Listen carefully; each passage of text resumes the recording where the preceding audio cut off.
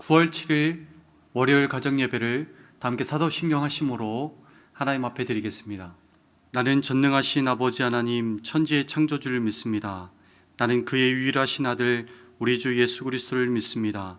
그는 성령으로 잉태되어 동정녀 마리아에게서 나시고 본디오 빌라도에게 고난받아 십자가에 못 박혀 죽으시고 장사된 지 사흘 만에 죽은 자 가운데서 다시 살아나셨으며 하늘에 오르시어 전능하신 아버지 하나님 우편에 앉아 계시다가 거기로부터 살아있는 자와 죽은 자를 심판하러 오십니다.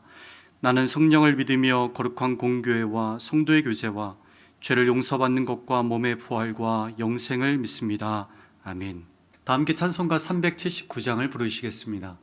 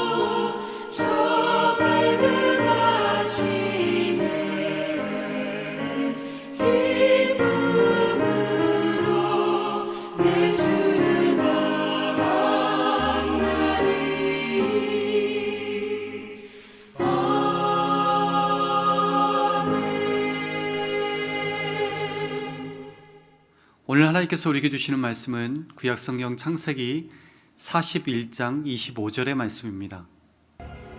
요셉이 바로에게 아뢰되 바로의 꿈은 하나라. 하나님이 그가 하실 일을 바로에게 보이심이니이다. 창세기 37장에 보면 요셉이 17세에 처음으로 하나님이 주시는 꿈을 꾸었습니다. 그때에는 그것을 해석할 능력이 요셉에게는 없었습니다. 그러나 지금은 달라요.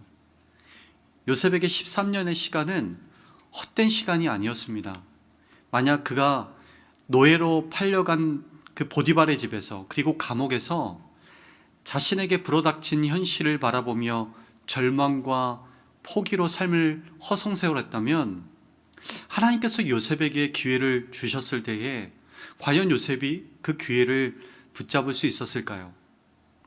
만약 요셉이 자기에게 처한 상황을 바라보며 억울하다고 말하며 절망에 붙들려 있었다면 그는 평생을 실패의 언저리에서 맴도는 비참한 인생이 됐을 겁니다.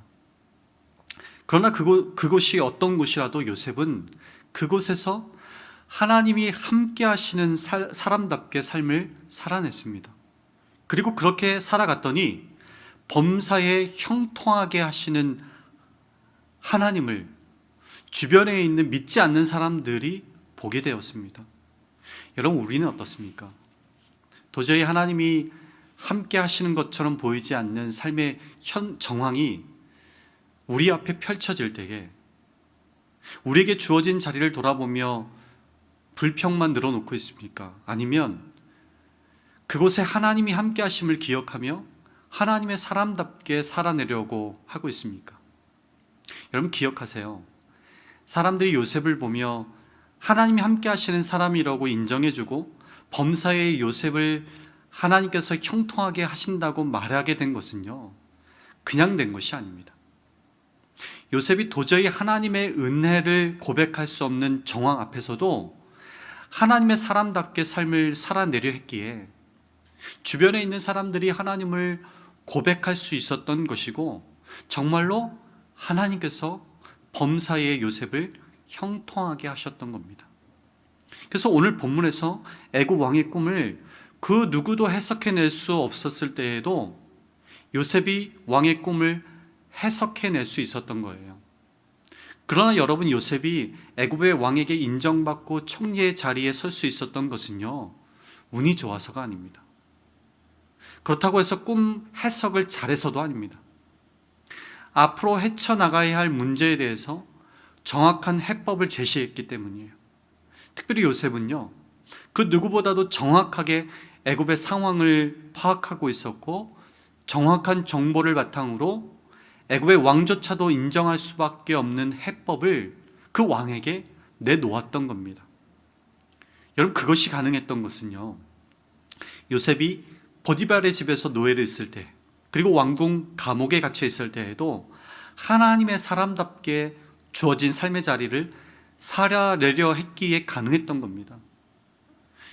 요즘 코로나로 우리 앞에 들이닥친 문제들이 얼마나 많습니까? 그 앞에서 왜 내게 이런 어려움을 주시냐며 낙담하며 절망하는 것이 아니라, 오늘 본문의 요셉처럼 어느 곳에 있든지 우리가 하나님의 사람임을 사람들이 인정할 수 있도록, 그리고 정말로 하나님 주시는 형통함이 나타날 수 있는 그런 복된 삶을 살아가실 수 있기를 간절히 바랍니다.